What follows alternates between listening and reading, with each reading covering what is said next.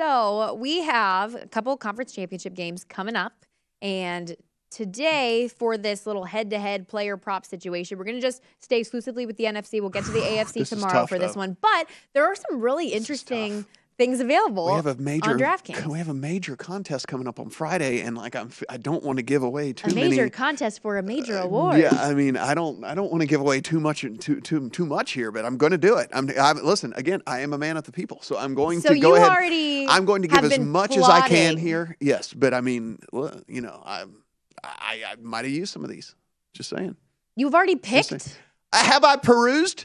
After I lost and was shamed publicly, yeah, I might have perused a little bit to see where I might be going with some of these bets coming this weekend. Yeah. I don't think you were shamed publicly. Yeah, I pretty much was. You remember that scene? You did Game of Thrones? Like, you remember the scene where shame, like as they're walking like through the deal? That's basically what it felt like when I had to eat that second mayonnaise packet. That's basically what it felt like. Well, you were a trooper, and I hope you do get a pie to the face this weekend as well, I will say. But I believe that you do.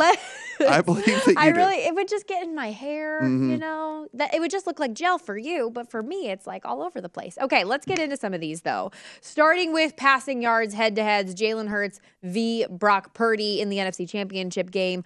Hurts is laying 12.5 yards in this one over Purdy. So do you think you want to take the 12.5 yards head-to-head with Purdy or lay them with Hurts?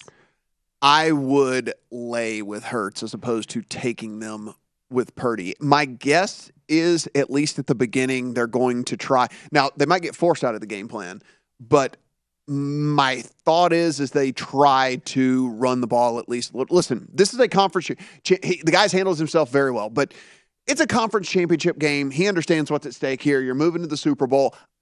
Anybody would be a little bit nervous, right? Especially a 7th round rookie, right? And I think that you ease him in just a tad, right? I think that you do kind of run the ball a little bit more maybe, or at least keep stuff like closer to the line of scrimmage, all of that to pick him up a little bit, right? Like just to ease him in and not Hurts is just going to be going and firing from the get-go here. So I definitely like the 12 yards on the Hurts side of things. So I similarly also I think this is actually kind of a good bet. Like I like Jalen Hurts minus 12.5 here. And for, yes, a lot of the same reasons as you, but also just because this is, on the Eagles side, it's the best pass defense in the NFL. And then on the 49ers side, it's the best run defense in the NFL. So I feel like that makes sense for opposites for this bet. Whereas like the 49ers probably, not going to be particularly like the particularly run heavy, particularly pass heavy against a really good run defense and vice versa. So that's kind of the way I see that. All game state neutral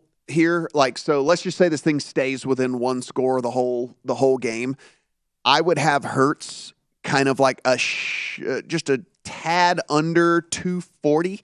So kind of like 230 and 239 and change. And I would have Purdy a tad under 220. So kind of like 218 and change. And so not a huge edge for sure, but I do have Hurts kind of more in like the 20 to 22 yards more than Purdy. So for what it's worth for y'all out there, again, it's not a huge edge. It's certainly not worth betting in the actual prop market, right? Where Purdy's prop is sitting about 220 right now, like 220, 220 and a half, which, like I said, I have like 218. So it's kind of dead on with that. So I don't think that's worth betting. But in this one, a 12.5 spread, I have it at 20. It would probably be something, maybe a contest play. Who knows? Yeah. Maybe, who knows? Yeah, well, I know that like a lot of people think, oh, the Eagles ran all over the Giants this past week over 240 yards, but it's a different animal in the 49ers run defense, so they're going to be passing the ball a lot more.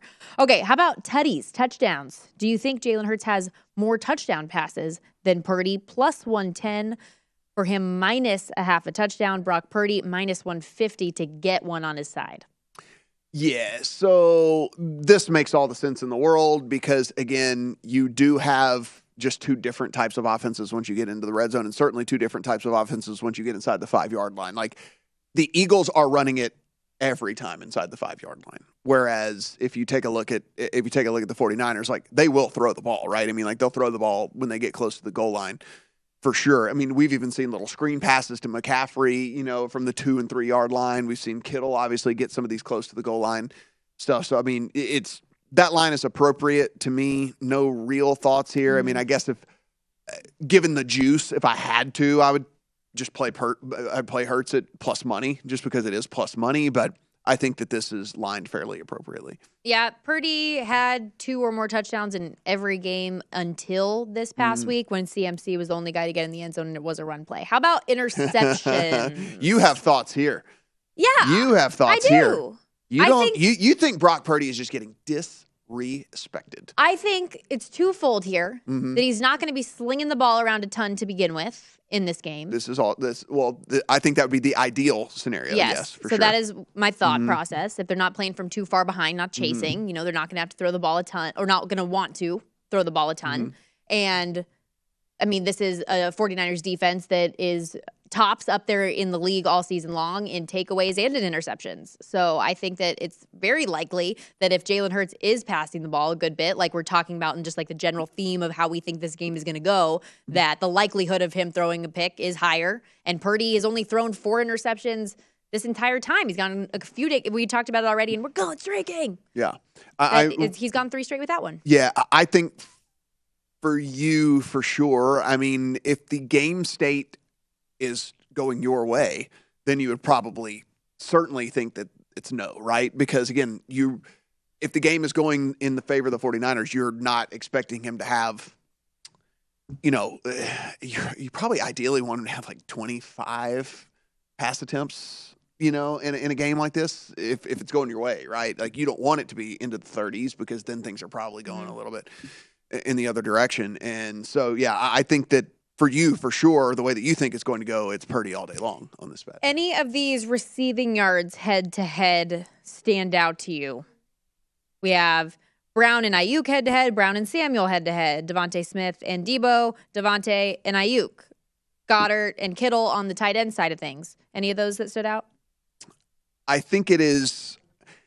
I do think that if I had to play the tight end one, even as much as we love Kittle and we're all over Kittle, I think you pretty much have to play the Goddard side strictly because of what we were just talking about, right? It's like there are an incredible amount of mouths to feed on the 49ers side. And then also, if it does go in their direction, then you think that this becomes at least a little bit more of a run-heavy game and run-heavy approach as it is anyway. Goddard, yes, there is still A.J. Brown and Devonta Smith out there, but as we saw even this past week, like Jalen Hurts is pretty good at spotting when Dallas Goedert's open, right? I mean, like he looks his way pretty often, and so I think you have to kind of go the Goddard direction, even though we are the founding members of the George Kittle fan club. And also by comparison, that's half a yard versus receiving yards at margin, like some of those other props sitting out there. Last one here, last minute. Field goals made. Jake Elliott or Robbie Gould, and obviously Gould had to be kicking a lot this past game because they weren't getting in the end zone. They needed the field goals to be getting a half a field goal on the side. You have to pay a hefty price, though, minus 175. But given you have no idea how this game is going to – how could you ever lay? You would always just take plus money, right? I mean, like there's no way to predict, like, who's going to get more field goal opportunities or anything like that. And so it's just kind of like if we think that this could be a grinded-out, low-scoring game, then it could easily just likely be Elliott that is getting the field goal attempts, right? I mean, so you'd have to take the plus money. You're never laying 175. And it's not like either one of these kickers are trash. They're both good. Yes. So yeah. Go to VSiN.com/subscribe to become a VSiN Pro subscriber today.